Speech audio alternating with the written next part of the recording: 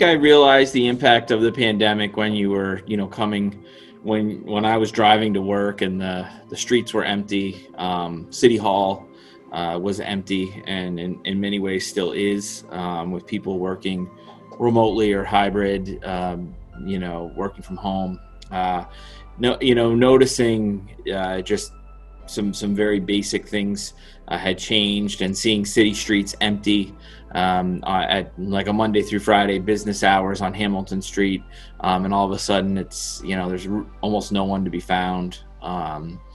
Diners and restaurants and things were not open, so I guess that's when it really hit me, because in police work we kind of get up and go to work every day, no matter what the weather, no matter what is going on. So it was strange to really see no one around, especially for a period of time there. And I think if I was going to talk about doing something differently, I'm not sure that there's a whole heck of a lot we could have done differently. I don't think anyone had the crystal ball to see this coming. But I think what it really has told us is that we can't rely on other agencies, FEMA, other agencies that are we thought were in place to kind of help us get supplies and things for the unexpected, for an emergency, a disaster, a pandemic. We learned the hard way that wasn't quite true. So it probably is going to be stocking up and being ready in the future for whatever might come.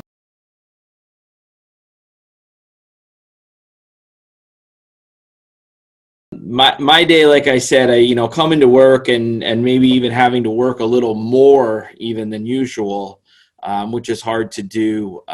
Obviously, even what we're doing right now, we've adjusted even within the police department to doing a number of things virtually, of limiting our interaction with each other, particularly at our higher levels, our chiefs, assistant chiefs, and captains. We try not to have us all in the same place, and do a lot of virtual meetings, even when we're quote unquote at work. Really working with some different types of schedules that we've had officers and our employees do, and really working toward more of a home working environment. And I know that might sound a little funny for a police officer, but there might be investigators that could work from home for a day and write reports and kind of stay out of the loop in case something happens. And then we do have a number of clerical staff that work hand in hand with us, and there's a lot of that we can do remotely or differently. And of course, it's really sped us along the track of trying to really increase our efficiency in a number of areas.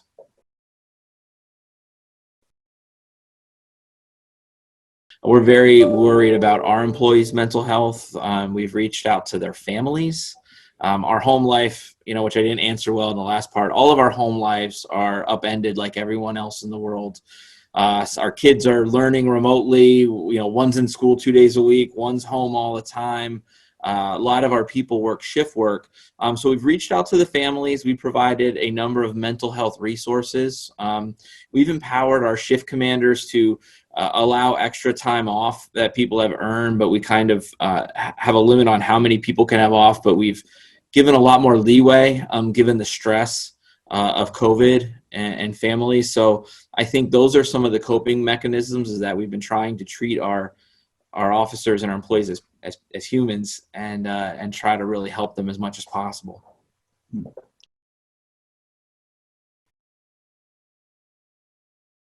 At the onset, I was amazed, and I guess it's still fair to say that I am amazed that the initial first few months, I think people really did a really nice job, and I think that reflected in some of the numbers and the decreases we saw. I think now, with some schools going back, colleges, I'm no doctor, but I'm involved in a lot of meetings about this, and I think now what I'm sensing is just like an overall cabin fever kind of, almost like it hasn't happened to me in so long, kind of notion, and it's just incumbent upon the people of Allentown and the surrounding communities to stick with it.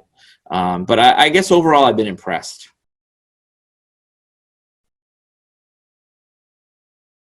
We've been very fortunate. When COVID started, a great outpouring of support. We likened it to similar to September 11th. back in 2001, where there was kind of like this feel of appreciation that isn't necessary in any way, but it was nice because I think people realized that essential workers, healthcare professionals, and first responders were a lot of the people that were, I don't want to say stuck going to work, but I think that's how it went.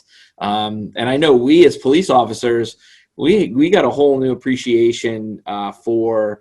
We used to think, police, fire, EMS.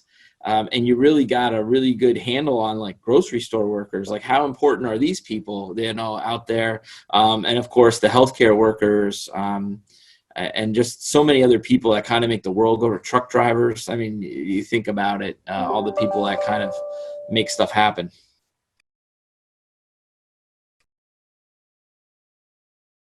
I there's a couple things. The masks are and our officers had a real hard time with the masks at first, and it's been a long road now since March. So we're going on month number 7, almost 7 months to the day, I think, give or take, kind of that we went into lockdown. And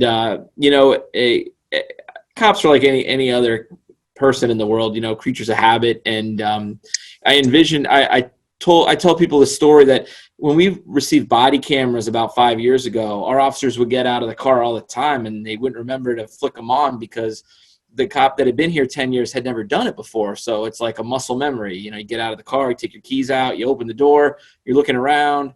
And now with our young officers, and they don't even think twice about it, but it took us a while to get into the mask wearing. So I think it's really, and I was very concerned during this in terms of crime, of course, because that's, our number one job is we have everyone wearing a mask. It was a little daunting if you think back to April. And now it just seems like second nature. And I would also say the one thing that's really been nice is my children now, who I would like to think were always fairly healthy, they wash their hands like that, and I don't even have to say anything. So I guess those are some silver linings in this otherwise dark cloud.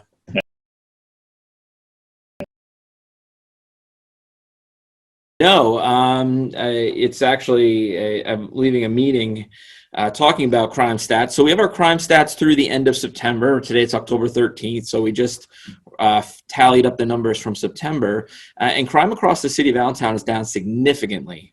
We're talking in the neighborhood of 8 to 12% year to date so far. And now that we're 3/4 of the way through the year, you feel pretty good about that trend. And we're higher, or I mean, I should say we're beating numbers from 2018, which was a pretty good decrease in crime. And what we're not seeing is other major cities, many people probably see on the news or whatever, are having some significant issues with violent crime. And for whatever reason, this year we seem to be doing okay. So I guess, again, that's a credit to the people of Allentown and hopefully some good police work. But I think at the end of the day, we're probably going to chalk 2020 up to an anomaly, win, lose, or draw.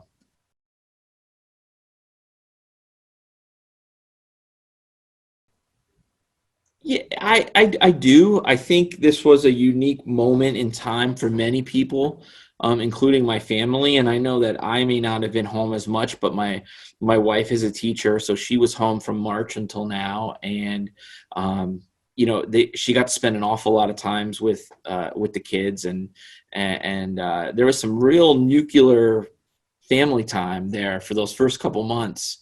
Even until recently, about seeing extended family. So there was some really interesting bonding times. I think we're like every other family in the United States. We're very dependent on electronics and Netflix, and we go to different rooms and do different things. And I saw my kids doing puzzles together, and we did some family game nights, and things kind of slowed down a little bit, if that makes sense. And I'm not sure that was all bad. I think that's a good takeaway from this that I hope sticks a little bit.